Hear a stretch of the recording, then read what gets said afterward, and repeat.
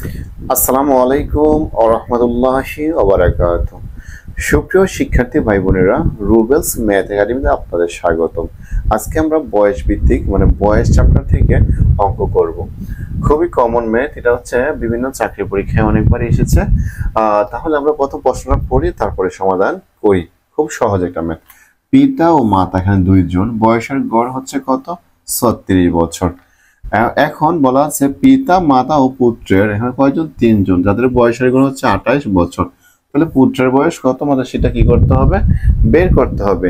তাহলে আমরা এটাকে দুই ভাবে চিন্তা করতে পারি, যে আগে যেহেতু তিনজন সেটাও চিন্তা করতে পারি, যেমন 28 আর হচ্ছে কত 3, 3 8 কত 24 আর 4 হাতে আছে কত 2, 3 দুগুণে 6 আর 2 হচ্ছে 8।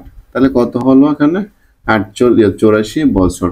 আরেকটা হচ্ছে পিতা ও মাতার গড় বয়স কত? 36।